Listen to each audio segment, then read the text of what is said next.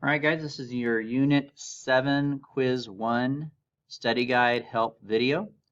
So I'm going to go over all the questions here, and let's begin. It says, Part 1, the rate at which people enter a shopping mall on a given day is modeled by the function E given here.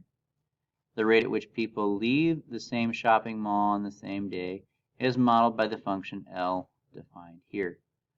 Both E and L are measured in people per hour, and time is measured in hours after midnight. So we're looking at this time interval here, though, from 9 to 23, 9 a.m. to 2300 hours, which is about 11 p.m. And these are the hours during which the mall is open. It says at t equals 9, there are no people in the mall, so that's kind of like our starting amount, if you will. At 9 a.m. when the mall opens, there are no people in the mall. All right, so question 1 here. Find E of 15 and explain what this answer represents in the context of the problem. Indicate the units of measure. Well, basically all we're going to be doing here is we're going to be plugging the 15 into the E function. Now we're going to be using our calculators for all of this, so let's go visit our calculator. So the first thing you're going to do is you're going to type your functions in, and we have to remember that I'm going to call y1 is my E function, and y2 is going to be my L function. Notice I have my denominators in parentheses. That's important because otherwise your calculator will think that if you don't have parentheses, your calculator will think, for instance, that this is 5,000 over x squared, and that's the end of the fraction, and then there's another plus 50. But really that plus 50 is in the denominator. So you want your entire denominator to be in parentheses to indicate that to your calculator. So you're going to put those in first. Then we're going to go back to our home screen, and we're going to bring up our E function, which was y1. So we push vars, we scroll over to y vars, we click 1 per function, we click 1 per y1, which is my E function, and I'm just going to type 15 in there in parentheses and push equal, and there it is. And in calculus, we like to round to the third number after the decimal place, known as the thousandth place. So I would call the answer 18.182.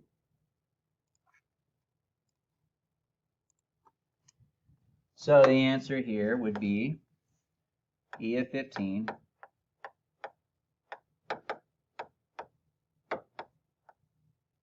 and we want to get our units right.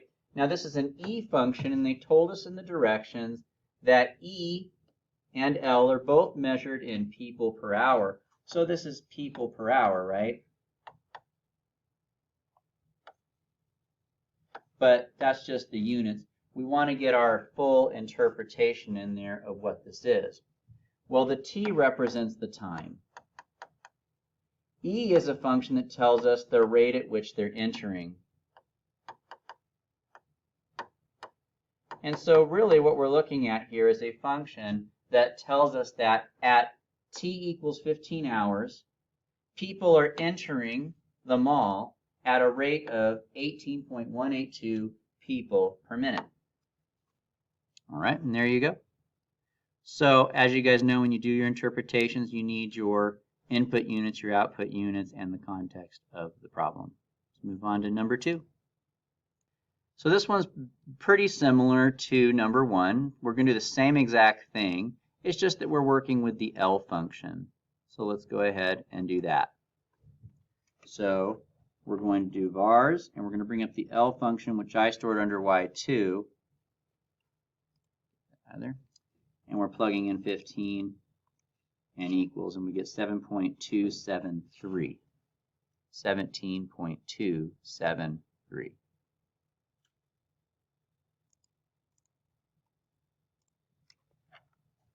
So we have,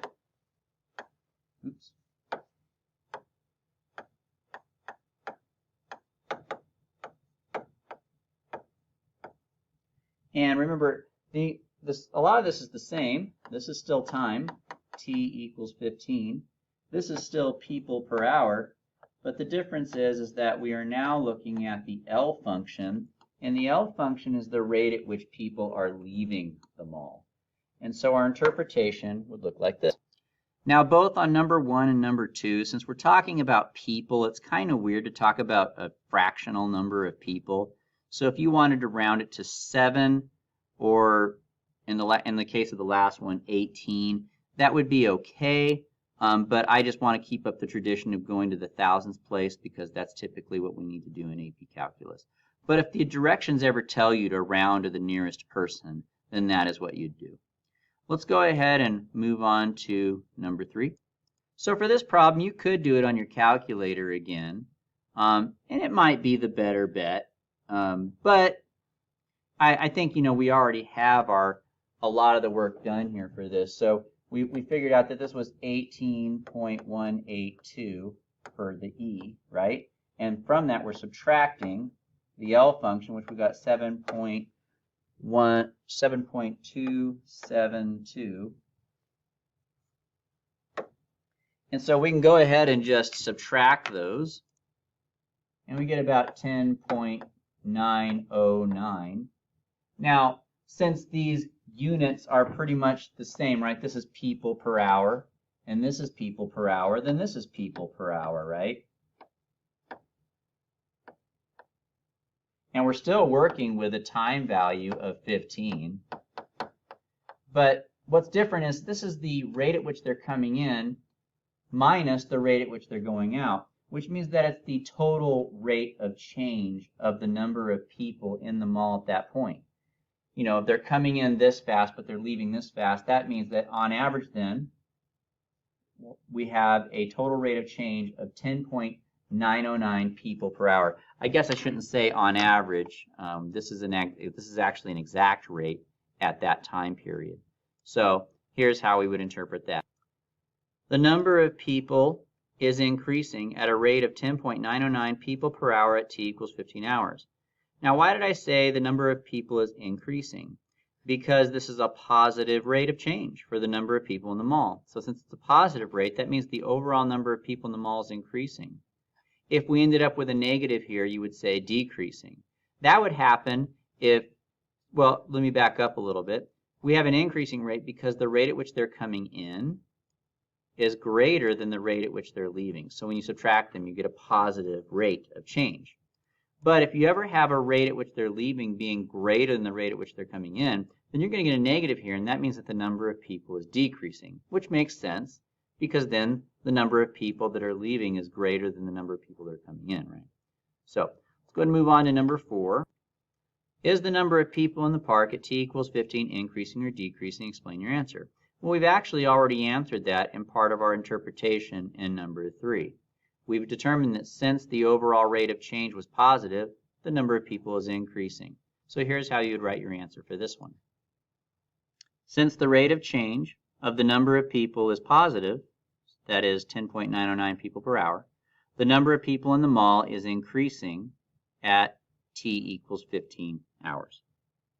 Let's move on to our next question.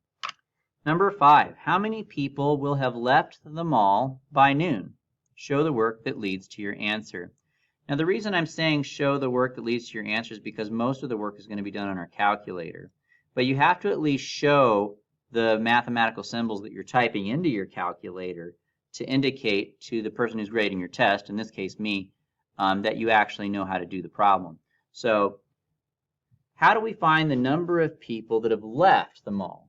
They don't care about how many people have come in. They don't care about overall how many people are there. They just want to overall how many people walked out those doors on that time period.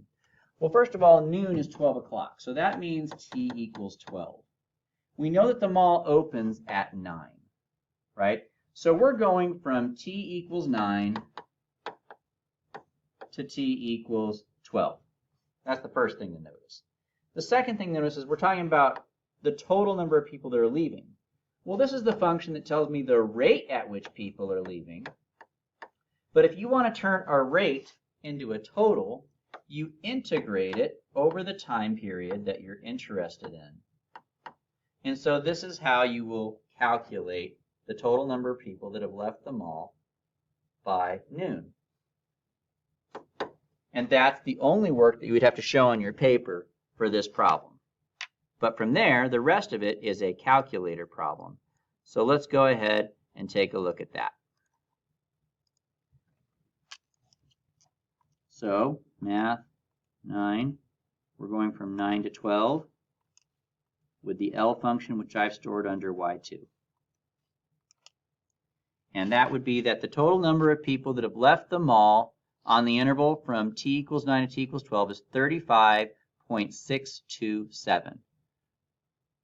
And once again, I know that we could round this to the nearest person, but I prefer to just leave it as a thousandth place unless the directions specify otherwise. So my answer there would be 35.627, and that's people. And I'm going to include my units here.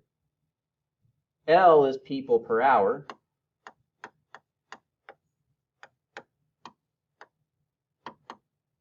People per hour, but we're multiplying it by dt, which is hours, so those cancel when you integrate, and it leaves you with just people. All right, let's go ahead, move on to number 6. It's a very similar question. The only difference is that we're looking at the total number of people who have entered the mall. So I'm sure you guys can kind of imagine what we're going to do with that at this point. We're still going from 9 to 12, but this time if I want to find how many people came into the mall, we're going to be integrating the e function. So let's go ahead and see what that one comes out to be. So the only difference is it's the same function. I'm just going to put a y1 here for the e function instead of my y2, and we end up with a total of 93.372 people.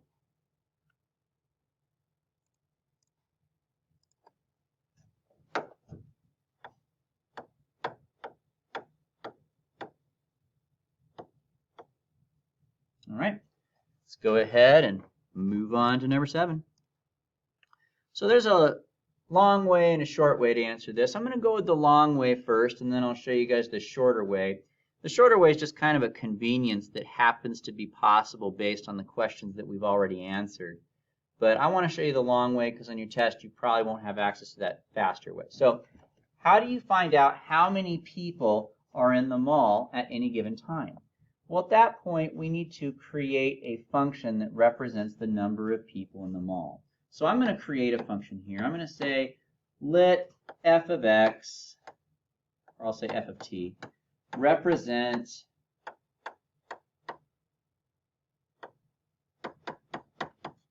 the number of people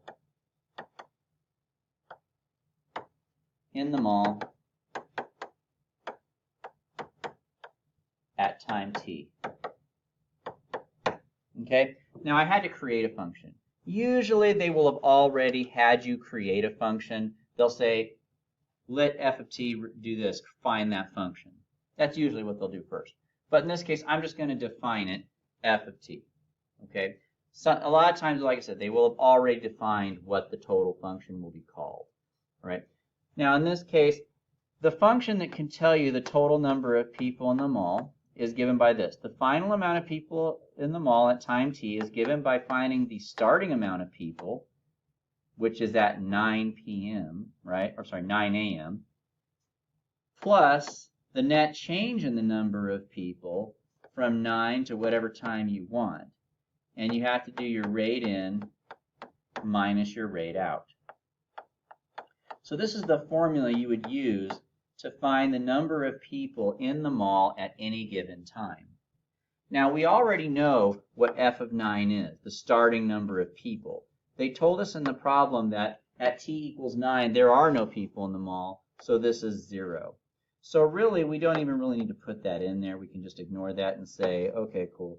My f function then is just this. Okay, so my f function is the integral of e minus L from 9 to t. Now they want to know how many people are in the mall at noon. Well, that means that t equals 12. So I'm going to be plugging in 12 for t. Now this is the work that you would have to show on your paper. Now, you don't have to define a function. I only did that for explaining purposes. You could leave that off completely and just put this, because that would tell you the total number of people in the mall. But don't forget that you might have to also have a plus in the front with a starting amount, but I don't have that because mine was 0. All right. So you don't necessarily have to define a function, but I just chose to do that. Okay? But if you do create a function, you have to define it, just so you know. But this is really the bare minimum amount of work that you would have to show to get your answer. So let's go ahead and calculate that now. So I'm going to do integral, and we're going from 9 to 12 again. But this time we're doing rate in, which is y1, minus rate out. That way we're getting a total amount of people in the mall at that point in time. And I end up with 58.745. 58.745 people.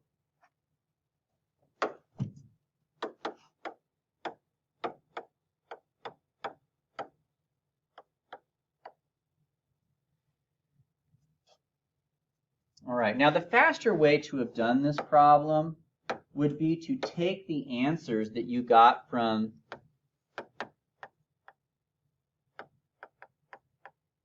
number 5, which was the total number of people that left, and subtract from that the answer that you got from number 6, which is the total number of people that came in. So if you know the total number of people that came in and you subtract from the total number of people that came out and you add to that your starting amount, then you'll get your answer. So the way that that would look for us would be, if you were going a little bit faster with this or using the shorter method, the starting number of people is 0 plus the number of people that left, or sorry, the number of people that came in was 94.372. And the number of people that left was 35.627. And if you put all that together, you're going to get the same answer that I just got a second ago, which was 58.745. So you could have done it that way as well, but not necessary. And I think it's probably better to go with the first way that I showed you. It just so happens that that short way was available to us because we already did a lot of the work in numbers 5 and 6. Move on to number 8. Now this is what I did in number 7. Let me renumber that there real quick. This is what I did in number 7. I created a function, right? But they don't want us to use f, they want us to use p. So we already had the answer for that. The total number of people in the mall at any given time is equal to the starting number of people. The time starts at 9.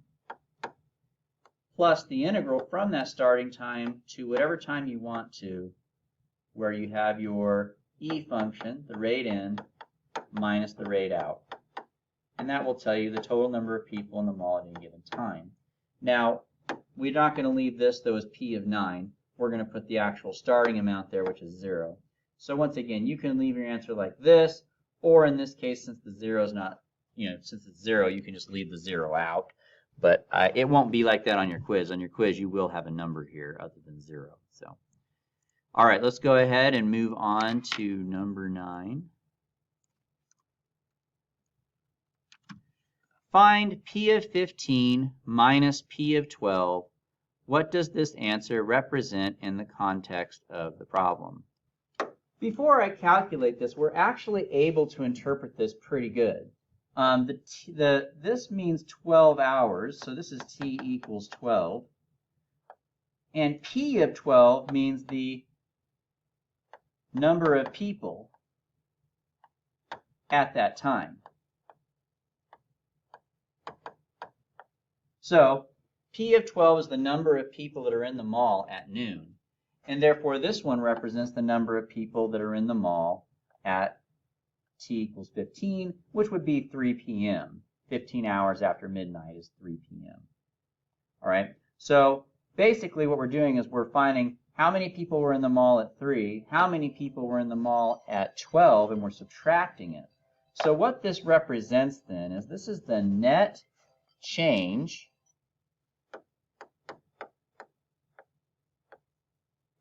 in the number of people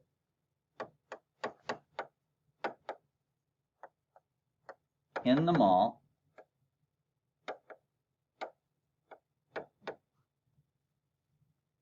from t equals 12 to t equals 15 hours.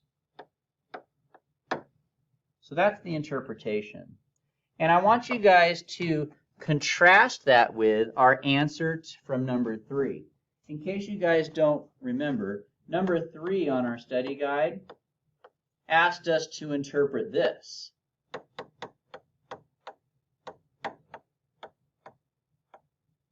Now these look similar, don't they? But here's the difference. These are rates. This is the rate at which people are entering minus the rate at which they're leaving. This is a total number of people in the mall at 3 minus the total number of people in the mall at 12. So they're actually quite different. Here, we're subtracting 2 different functions at the same time value of 15. Here, I'm subtracting the same function at 2 different time values. This is a rate question. This is a total question. So you want to make sure you're keeping in mind the difference between those things. Now, I've put the horse before the carriage, so to speak. I've interpreted it before I've even found out what it is. But that's just because we could. We know that P represents the number of people, and the numbers inside represent the times. So we can interpret this as, if we subtract it, the net change in the number of people in the mall from t equals 12 to t equals 15. But now we're going to go ahead and we're going to actually calculate this stuff. So here we go. We need to find P of 12. Well, actually, we already did that. I forget what number it was. It might have been number 7. I can't remember. But we found the number of people in the mall at noon. And we got 58.745 people. So that's how many people were in the mall at noon. So now I need to find how many people were in there at 3 p.m., the 15th hour. To do that, I'm going to have to plug 15 into my rate of change formula, which is 0 plus the integral from 9 to 15 of E minus L. And I have to use my calculator for that. Now, I'll go ahead and do that really quick. I won't show it this time because we've already done that a few times, but we end up with 98.139 people. So at noon, there's 58 people in there approximately, and at 3 p.m. there's 98 people. So if we subtract those two things, then P of 15 minus P of 12, I'm just going to subtract those two numbers that I just got. And I'm going to get 39.394 people. So this is the net change in the number of people. And what that means is that the number of people in the mall has increased by this much on that time period. So let me show you another way you could interpret this. This is a fine answer, and you can leave it. But I think a more meaningful answer would look like this. The number of people in the mall increased because this is a positive value. We went up. And it increased by this many people from t equals 12 to t equals 15. And I went ahead and just put the actual time values on here. So the number of people in the mall increased by 39.394 people from noon to 3. That's a little bit more of a meaningful interpretation than the last one. But both of them are acceptable. All right, so for number 10, we want to know when is the number of people in the mall at a maximum. I want to find the maximum value of this function here.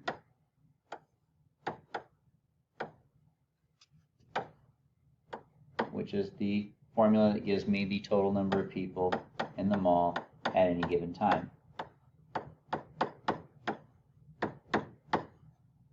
Okay, so the way that you find a maximum, we're going to assume they mean a absolute max, is by doing a candidates test.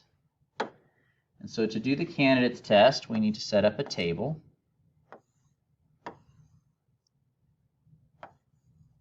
And our candidates are those possible places where the absolute max and absolute min may be located. The candidates are the starting point and the ending point, as well as anywhere where the derivative of our function p equals 0, known as the critical values.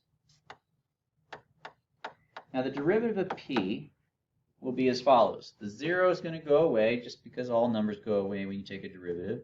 And also when you take the derivative of an integral, the integral goes away, and the number on the bottom doesn't matter, and this whole thing drops down aside. That's the second fundamental theorem of calculus. And so we end up with this. So this is the derivative of p. It's e of t minus L of t. That's the total rate of change of the number of people in the mall at any given time. Now I want to find when that equals 0. Now this was a part on our 7.2 homework where people were struggling a little bit. At this point, what you want to do is you want to solve or move L of t, or the negative function. You want to add that on both sides. And we get to this point. And what this indicates is this is the place where we're looking for the points where those two functions cross or intersect. And so we're going to be using our graphing calculator once again to find those values. Now I've already got those functions entered into my calculator. You can see them here in y1 and y2. So all I have to do is push graph, and it'll take me to the graph. Now it's possible that our graph viewing window might not be what we want it to be. Like for instance, we know that we want to see the time interval from 9 to 24. And right now the way that I'm looking at this, it only goes from 0 to 10. So I need to change my x-axis view here by pushing the window button. And I'm going to change my viewing window to go from 9 on the x-axis up to at least 24. Okay, let's see what that looks like. Now by doing that, I can see a little bit, but as you can see, there's some height here. I'd like to see a little bit more upwards here, and we don't need any of this area down here. So I'm going to go from y equals 0, and instead of going to y equals 10, I think I'll go up to like maybe y equals 30. Let's see what that looks like. So I'm going to go to a y minimum of 0 and a y maximum of 30, and I'm going to try graphing again. So sometimes you just need to adjust your viewing window to be able to see it. Now we're looking for the place where those two functions cross, and as you could see, they do not cross. And therefore that means that there is nowhere where e of t equals L of t. Now, if e of t and L of t cannot be equal to each other because they never cross, then that means that e of t minus L of t can't ever equal 0. And if that can't equal 0, that means that p prime can't equal 0, and therefore there are no critical values. Okay?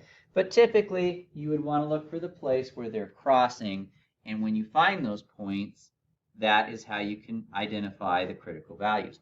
But in this case, we don't have to do that.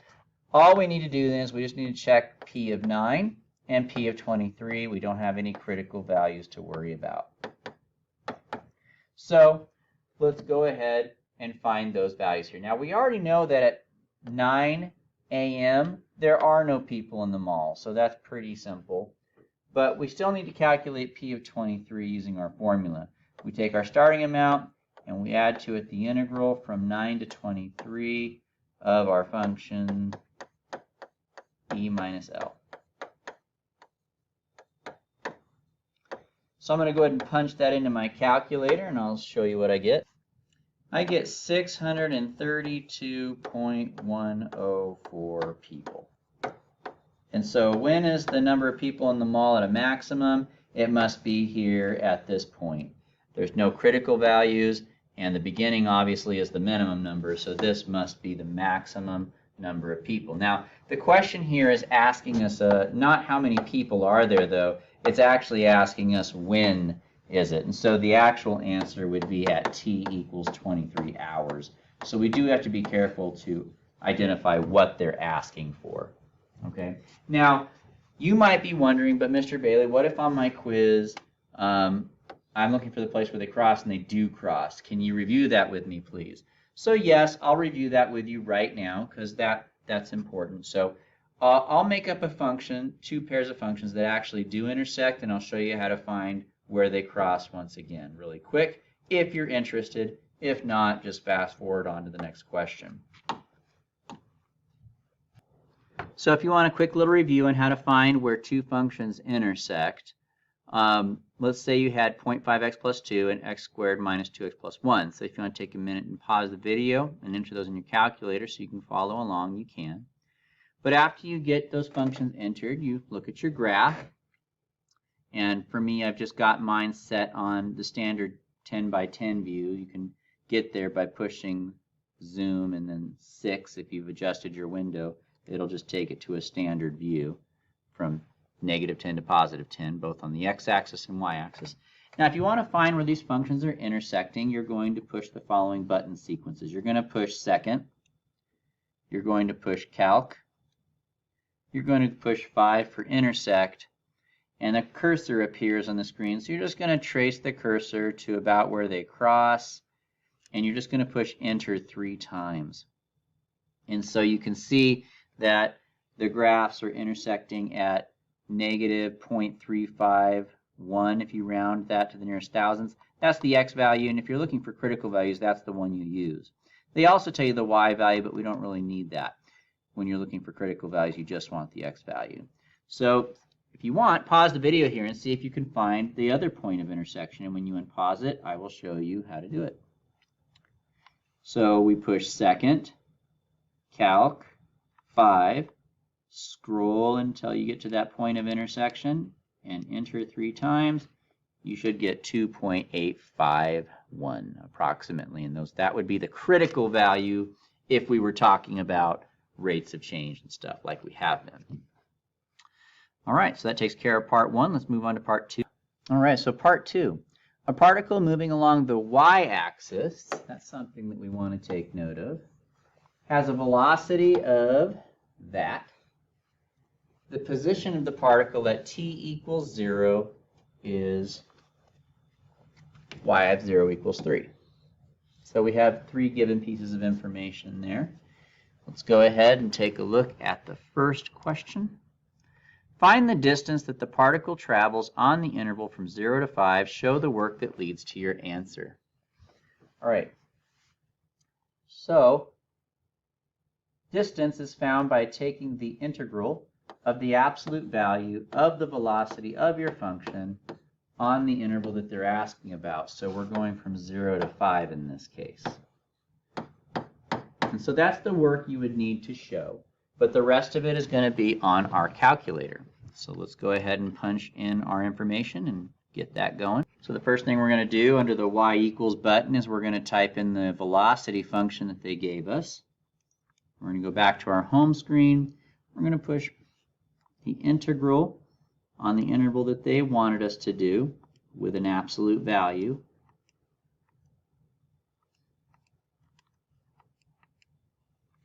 And enter. And so the total distance traveled by this particle on the interval from 0 to 5 is 38.8333. All right, there you go. So let's go ahead and move on to number 12. So number 12 says find the displacement of the particle on the interval 0 to 5 and show the work that leads to your answer. Displacement can be found by taking the integral of velocity without the absolute value bars. So it's the same thing as last time, it's just now we're not going to have any absolute value bars. So let's go ahead and see what that gives us on our calculator. So I get negative 24.167 approximately for my displacement. Notice that no absolute value bars as opposed to number 1. All right, now they're not asking for an interpretation, but I'm going to give you an interpretation anyway. What does this mean? This means that the particle is 24.167 units to the left, and it's to the left because this is a negative. Actually, I take that back. It's not to the left. We're going to say below. It's 24.167 units below because of the negative. 24.167 units below the starting point.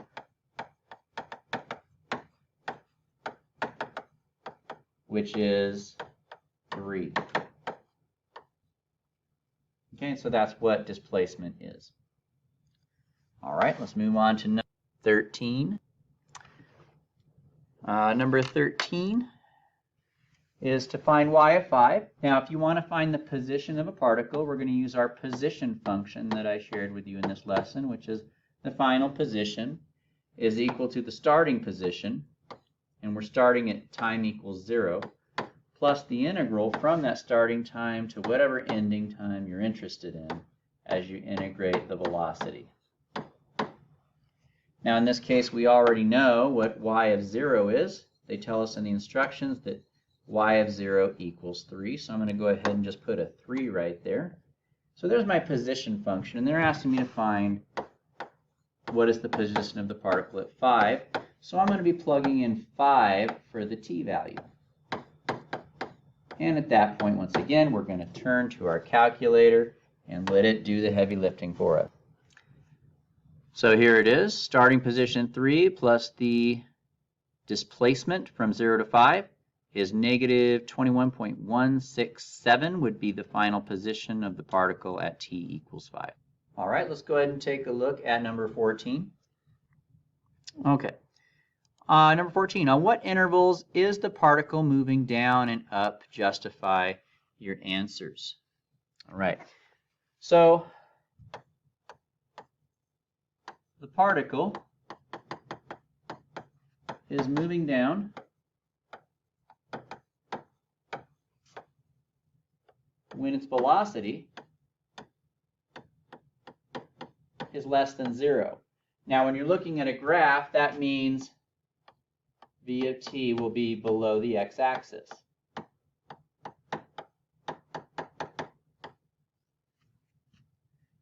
Also, we know that the particle is moving up when v of t is greater than 0, which means that v of t, if you're looking at its graph, would be above the x-axis. Now, there's two ways to do this. I'm going to start by doing it with the graphing calculator by looking at the graph, and I'm going to look for where the v function is above the x-axis and where it's below the x-axis, and based on that we can answer the question. There's also a way you could do it by hand. Now, when you have a simple polynomial like this, you can just do it by hand maybe, depending on whether or not that polynomial factors or not. But on the quiz coming up next week, some of them may be factorable and some of them maybe not, and so you're going to want to know how to do the calculator method just in case. But the factoring method is actually old school stuff that we've done quite a few times. So for now, let's go ahead and go with the calculator approach.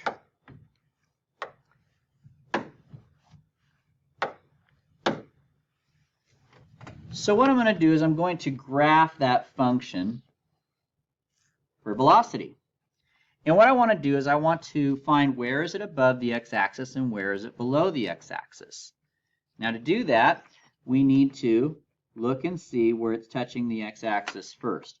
So I need to find where is it touching the x-axis, and we do that, sometimes you could tell by looking, but the safest way to do it is to calculate it. You're going to push math, actually I'm sorry, take that back. You're going to push second, calc, and you're going to click number 2 for 0. 0 is another name for x-intercept. And once again, you're going to scroll your cursor until it's to the left of where it touches the x-axis. So my cursor is just to the left of that right now. I'm going to push enter. And then I'm going to scroll again until it's to the right of it, just to the right of it. And as you can see, when I do that, it puts markers up here. So my calculator knows to be looking for a 0 somewhere between those two markers. So we just push enter one more time, and we can see that my first 0 is located at 3. Now, next we're going to do it again to find the other x-intercept, because as you can see there's 2 of them. So I'm going to push second, calc, 0, and we're going to scroll until we're just to the left of that other x-intercept. We're going to push enter, and then we're going to scroll a little more until we're just to the right of it, and then we're going to push enter again. So my calculator knows to look between those 2 markers to find that x-intercept, and that one's 8. So now we can tell from this graph that this is 3 and this is 8. And therefore, we could see that my velocity function is above the x-axis from 3 to 8, which means that since v of t is greater than 0 on the interval 3, 8, the particle is moving up on that interval.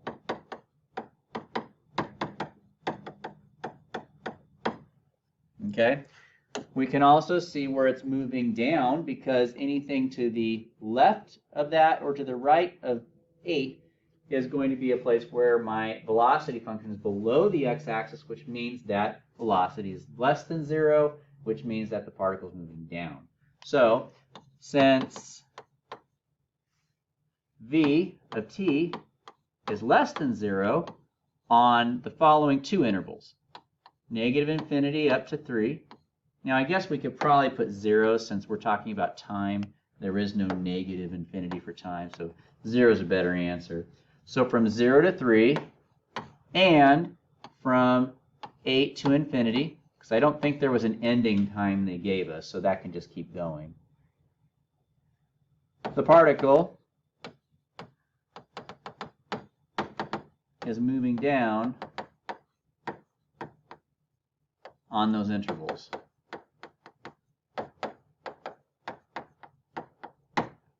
Okay, that's the calculator approach to answering the question. I'll also show you now the manual way of doing it, just in case you get a quiz where you can factor it and you prefer that method. But I did want to start with this method because this method will always work. Factoring is questionable. It's easier sometimes, but it's questionable. All right, so the other way to go about doing it is you can find where the velocity function touches the x-axis simply by setting the velocity function equal to 0.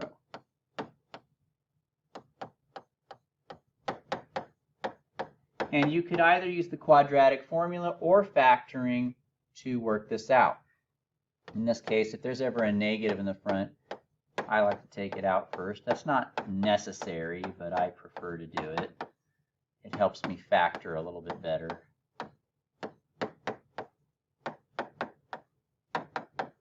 But as you guys can see, you end up with the same t values of 3 and 8. But that only happens because this happens to be a factorable problem. All right. Now, the next thing you would do is you would do a number line test. You would start at 0, go up to 3, and then 8. And after that, it just kind of keeps going. And what you would do is you would plug some test points into your velocity function. I put a prime on that v. That shouldn't have been there because velocity is already a prime. It's the prime of the position. So we're going to plug some numbers into our velocity to see whether it would be positive or negative on these intervals. And what you would find is if you plugged in 2 to your velocity function here, is you're going to find out that comes out to be negative. And if you plugged in 5, it would come out to be positive. And if you plugged in 9, it would come out to be negative. And what that means is that the particle is moving down on this interval, up on this interval, and down on this interval. And so once again, you get the same answer, that the particle is moving down on the intervals of 0 to 3 and 8 to infinity, but it's moving up on the interval 3 to 8. Okay, so that's the way you could do it by hand. That's the old school way of doing it, but the calculator is a nice way. And I know a lot of you guys struggle with factoring, and I've been kind of wanting to set up a day where we just maybe come in and work on factoring. I might still do that.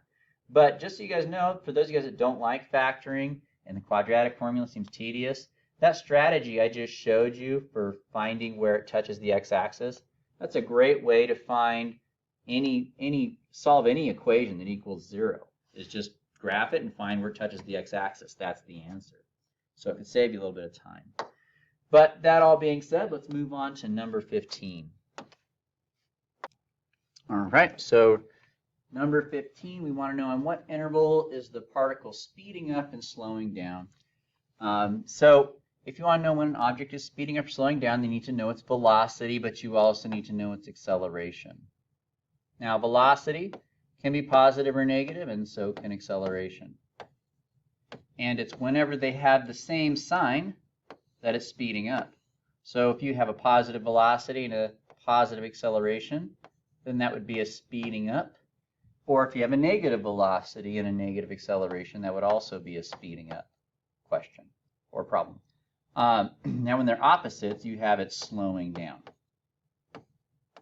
Okay, so now we just finished up on the last problem, number 14. We noticed that, if I can make a number line of it, that on the interval from 0 to 3, my velocity was negative. I'll label this my velocity line here. From 0 to 3, my velocity was negative. And then from 3 to 8, my velocity was positive. And then from 8 to infinity, it was negative again, right? So what I need to do now is I need to create another number line for acceleration.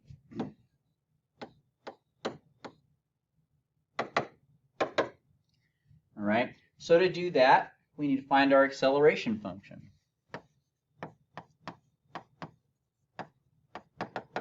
Let's call it a of t.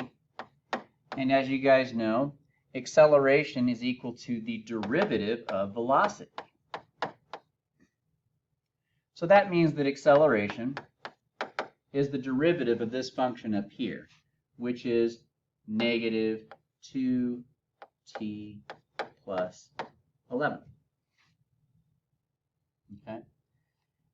Now we want to do a number line test for this. You could use your graphing calculator to do this problem, or you could use basic math or the basic strategy of solving like usual.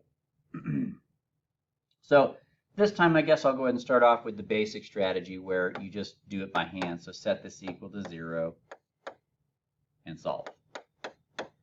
So if I set this equal to 0 and solve for t here, I would end up with t equals 11 over 2, which is about 5.5. Just subtract 11 and divide by negative 2. And so I'm going to make a number line test. And 5.5, whenever you do your number line for acceleration, you want it to match the velocity. So 3 would be right about here, and 8 would be right about here. So 5.5 would probably be right about here. All right. So let's go ahead and find out where acceleration is positive or negative. We know that it's 0 at 5.5. So I'm going to plug in a number to the left of 5.5. Let's say 1. So I'm going to plug 1 into my acceleration function here.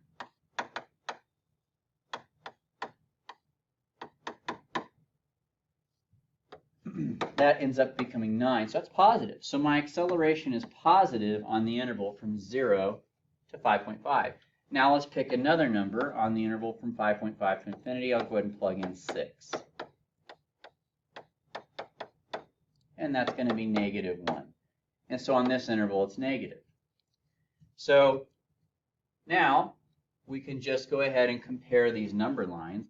So as you guys can see here, if I draw a line through 3, on the interval from 0 to 3, I have a negative velocity, but a positive acceleration. And so on that interval, the velocity and acceleration are opposite, and so it's slowing down. Now let's take a look at our next interval. I'll draw a line through the 5.5. How about from 3 to 5.5? On this interval, my velocity is in the positive still, and my acceleration is positive. So now I've got a positive velocity and a positive acceleration. They're the same sign, so that means we're speeding up on that interval. And then I'll draw a line through the 8. The velocity is still positive, but now the acceleration has become negative. And they're opposites once again, so we're slowing down. And then on my last interval, from 8 on up into infinity, they're both negative, and therefore it's speeding up once again.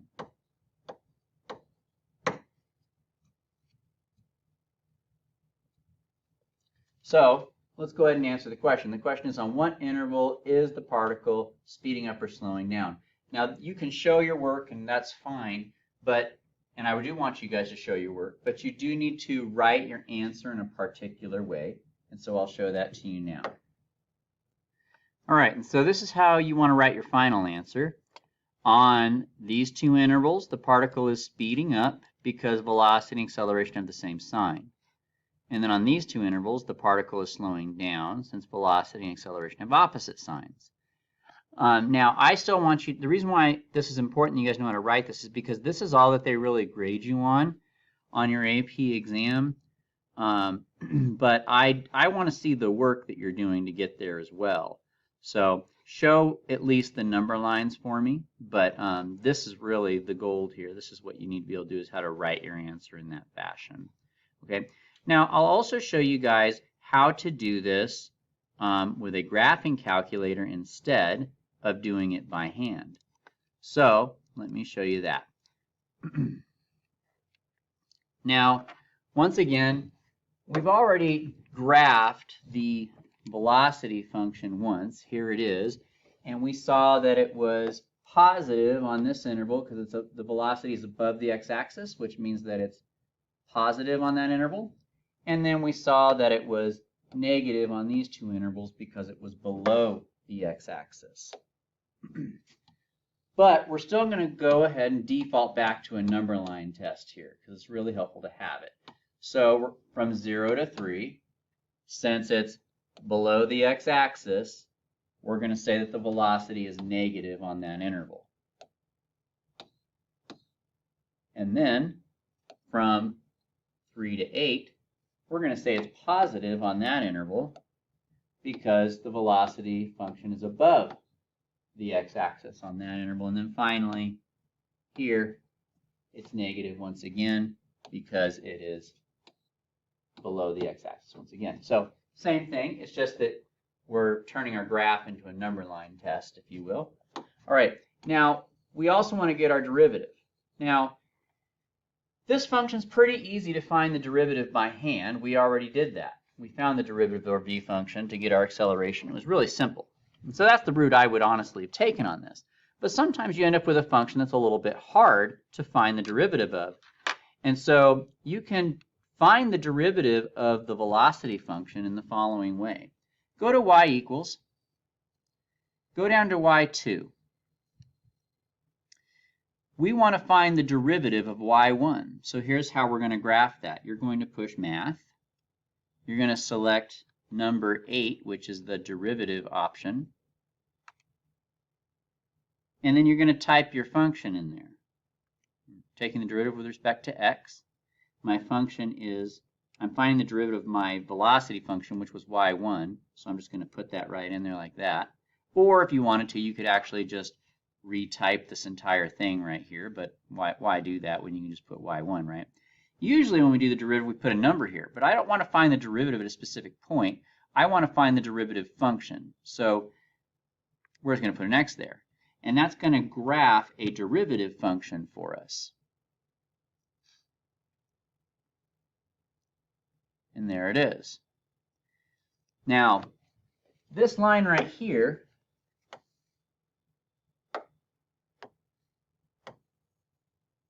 that is the derivative of v, which is the acceleration, right? But the same principle applies. Anytime it's above the x-axis, it's positive, and anytime it's below the x-axis, it's negative. So let's go ahead and take a look. Well, I could see from here to here, it's above, and from here to here, it's below.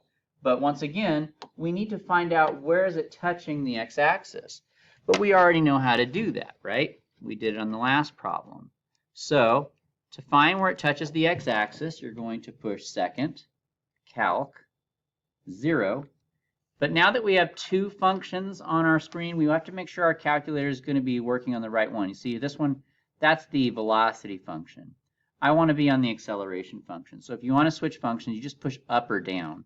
So if you push down, it transfers to the other function that you're working with.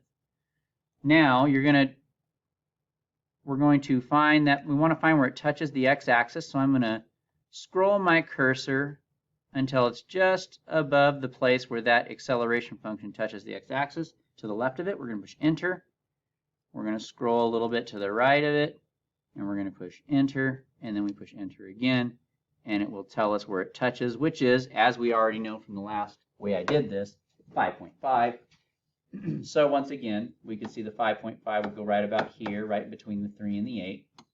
And we can see that anything to the left of that is above the x-axis, and anything to the right of that is below the x-axis.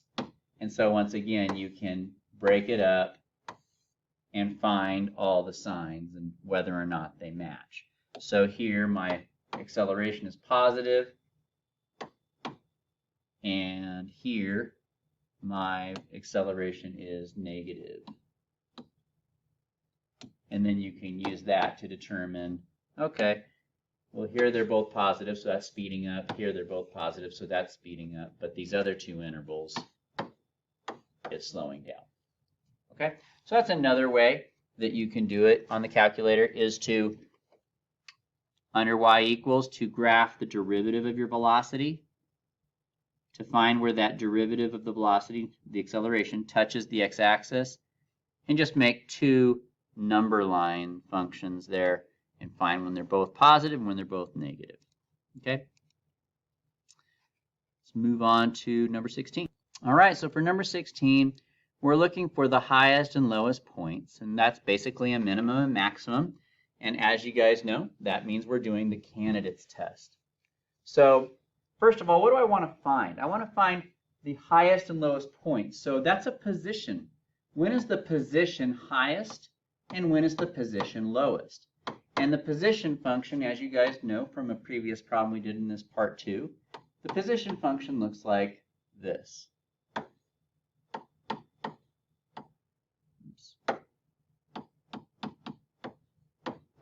So I'm trying to find the minimum and maximum value of that function y. So I'm going to make a candidates test chart here. My candidates are the starting point, which is 0, or the starting time, I should say, and the ending time, which is 10. And then we also want to find anywhere where the derivative of this thing equals 0. Those are the critical values. So I need to find the derivative. The derivative of y is, well, the 3 goes away, and the integral goes away by the second fundamental theorem of calculus, and we're just left with that. And critical values are when that derivative equals 0. And so the question is, when does the velocity equal 0? Well, we've already solved that. You could do it by hand, by factoring and setting it equal to 0, or you could use the calculator by graphing this and seeing where it touches the x-axis. But either way, you end up with two answers, 3 and 8, which we did in a previous problem. So if you're not sure where those are coming from, you might want to rewind and look at the part where we talked about, I think it was number 14, or where we talked about where it was going up and down. But anyway, those are the places where the derivative of y equals 0. So those are my candidates. And now I need to find my position at 0. I need to find my position at 3.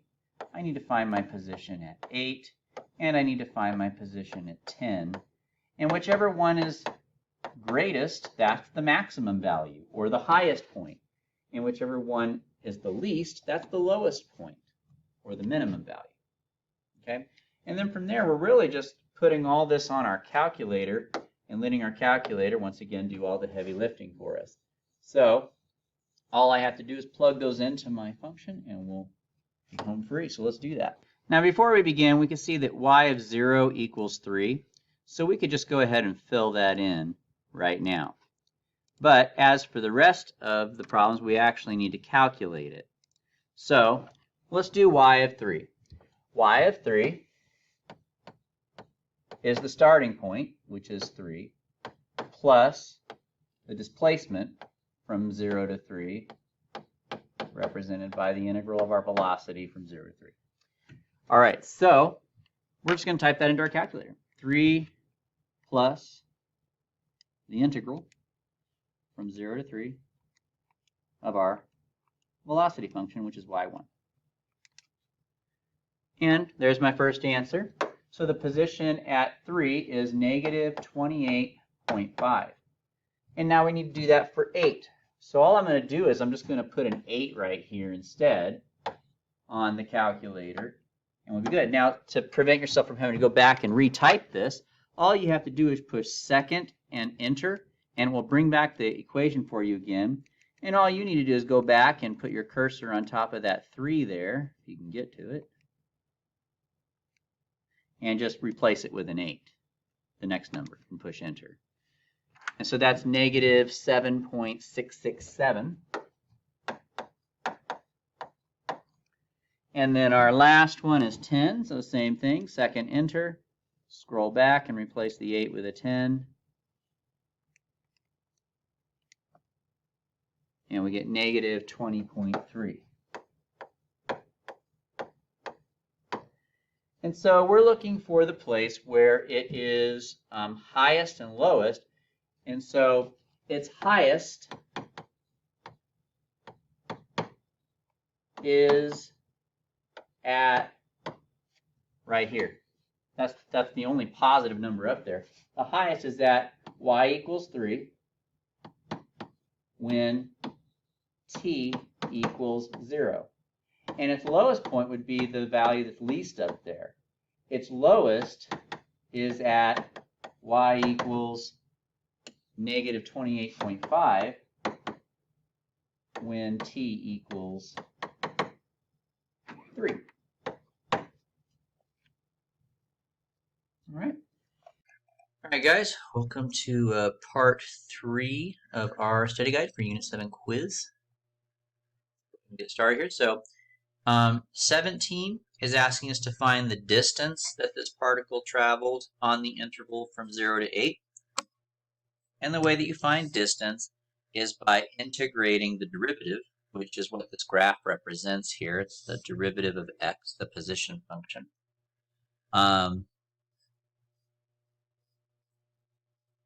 From 0 to 8, but distance is an absolute value of your velocity graph as you integrate. Okay. Now, I'll do number 18 as well really quick because we can just do them simultaneously. Number 18 is the same exact thing. Number 18 is asking for displacement. The only difference is that there's no absolute value bars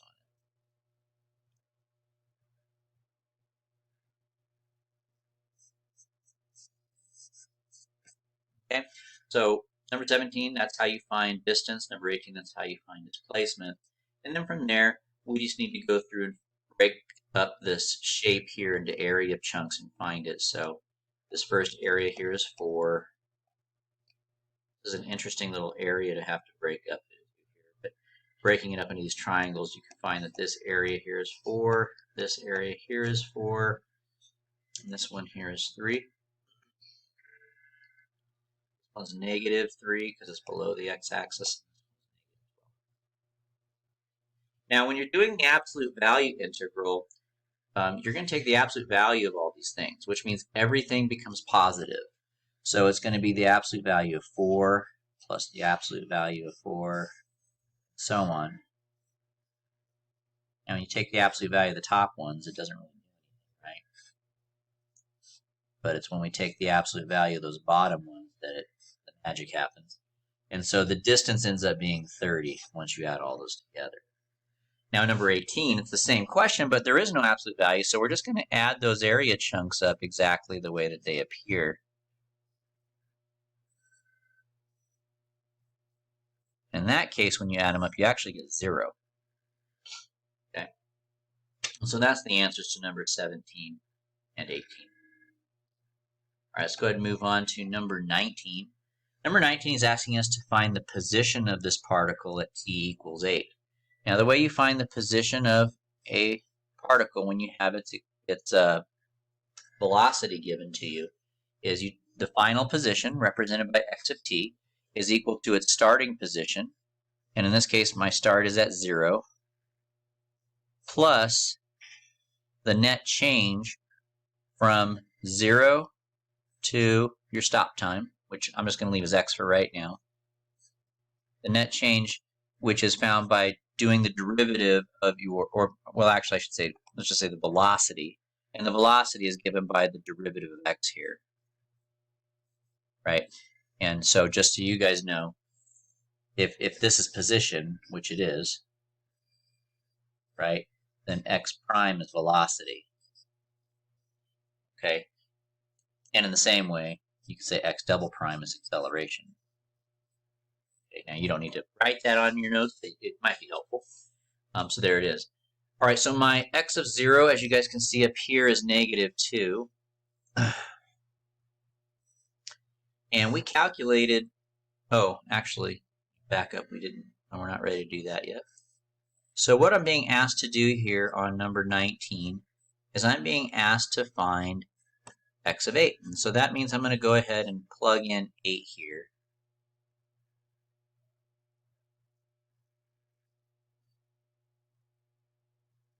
This was supposed to be a t here, you guys.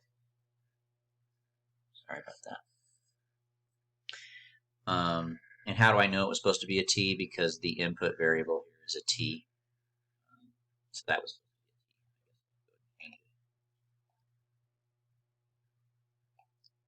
a lot of times it is an x, but in this case, because it's x, then that's all right. Anyhow, so this is displacement, and we already calculated this. This was our answer number 18, and it came out to be 0. So the displacement was 0. So I started at -2. This represents how much the position changed. So basically, over that 8-second period, the distance from its starting point to its ending point is nothing.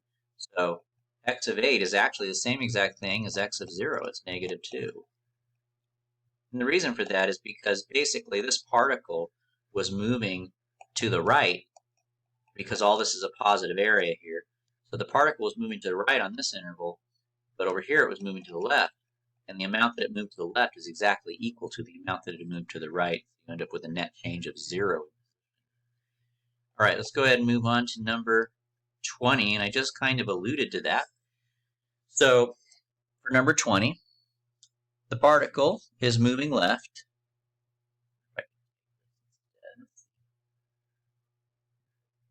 All right, so the particle is moving left when x prime of t is negative, or you could say less than 0. This happens where? Well, x prime of t is less than 0 anytime the x prime graph is below the t-axis there. So this happens on the interval 5. And then we can also say the particle right when x prime of t is greater than 0. This happens when it's above the x-axis on our graph here, so that's from 0 to 5.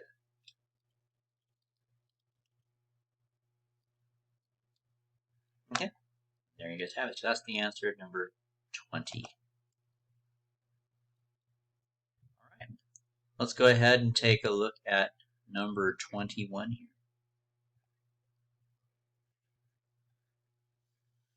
So we want to know, when is this object speeding up or slowing down?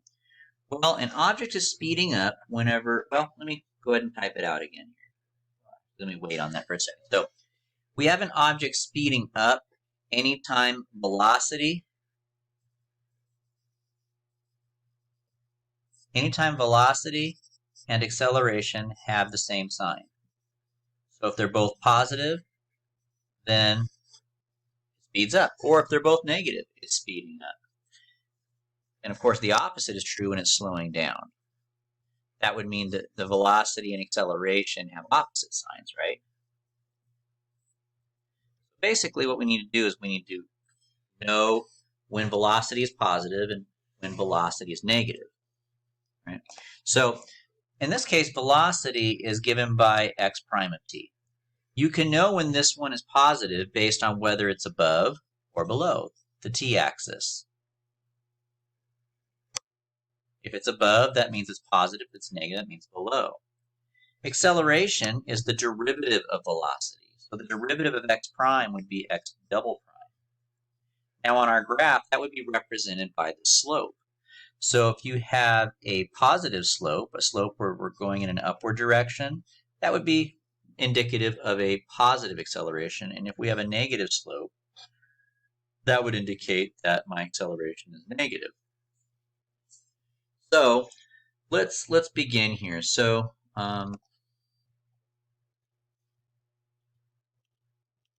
particle is slowing up, or speeding up, I should say, when velocity is x prime of t, and acceleration, which is x double prime of t. Now you don't have to put velocity and acceleration, you really could just put these two things in there. But when velocity and acceleration are both positive, and also when they are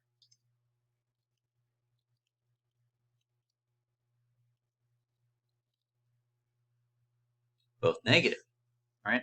So let's go ahead and start by looking at where they're both positive. All right, well, for now, I know that velocity is positive anytime we're above the x-axis. So from here all the way up until we get to 5, we're above the x-axis. So my velocity is positive. Okay. Now, anytime I am below the x-axis, my velocity is negative. So let's say the pink represents a negative velocity and the yellow represents a positive velocity. All right, well, now let's go ahead and we'll do some other colors here. Let's say that the green area is going to be where we have a positive acceleration. As I told you, that's anywhere where we have a positive slope. So for instance, right here, I've got a positive slope. And that's the only place. Another one, we'll do orange for where we have a negative slope. And anytime you have a negative slope, that would be a negative acceleration. So starting up here and going all the way down to here, we have a negative slope, and therefore that's a negative acceleration. So we are speeding up anytime they're both positive. So anywhere where you see yellow and green together, that's a speeding up interval. So from 2 to 4 is a speeding up interval.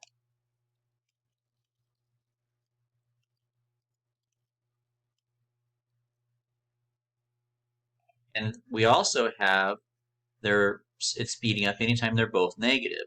So anytime we have an orange and a pink together, which is right down here, so that would be from 5 to 6.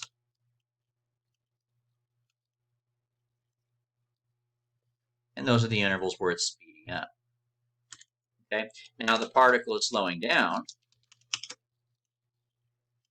when the velocity, I'll just call x prime of t this time, and x double prime, which is the acceleration, are opposite sides. This happens on what intervals? Well, for instance, positive velocity and negative acceleration. So are there any places where we have a yellow and an orange? Yeah, right here from 4 to 5.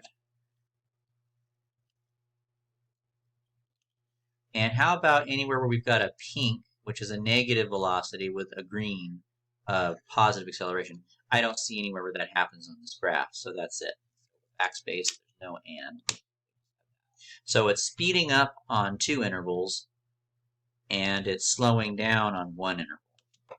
Other than that, right here it has a constant speed. Same thing down here. So there you have it. So that's how you can find speeding up and slowing down when you're looking at a graph of velocity.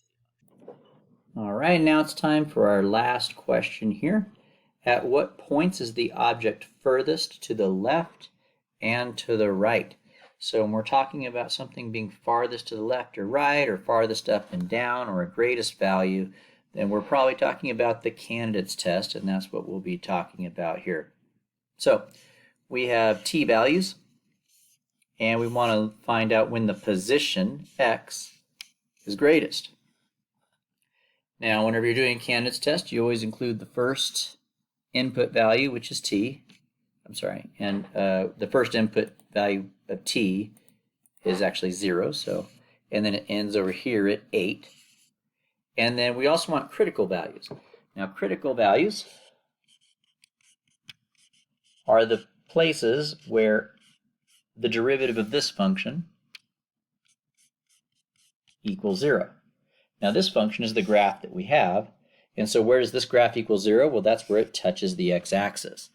And so that would be at t equals 5. So we only have one critical value for this particular problem. All right.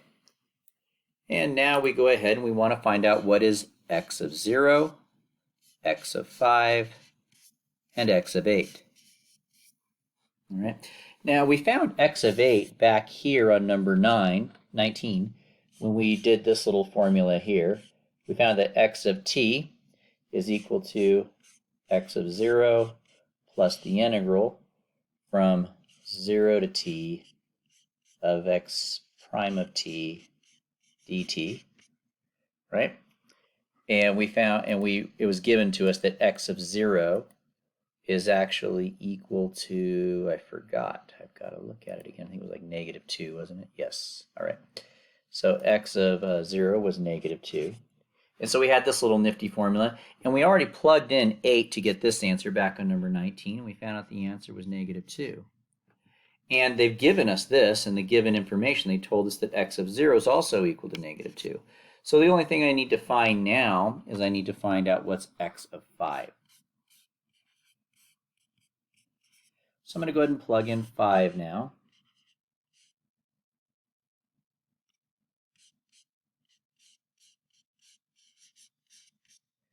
All right, so this is the area between our line and the x-axis from 0 to 5. So I'm going from 0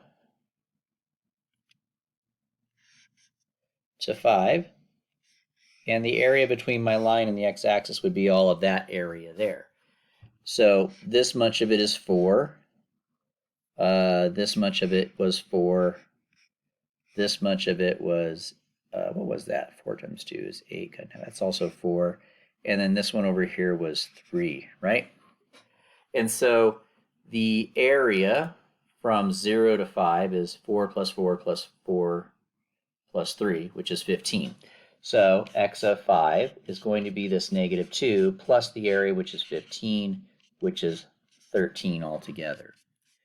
And now the question is asking us, at what point is the object farthest to the left and farthest to the right? Well, what these are that we found over here are positions, okay? So at t equals 0, the position is -2. At t equals 5, the position is 13. And at t equals 8, the position is -2 again. So our answer will look like that. And there you have it. So the object is farthest to the left at t equals 0 and also at t equals 8, because in both circumstances it's -2. And that is the farthest left that the object goes. There's no number smaller than -2 up here.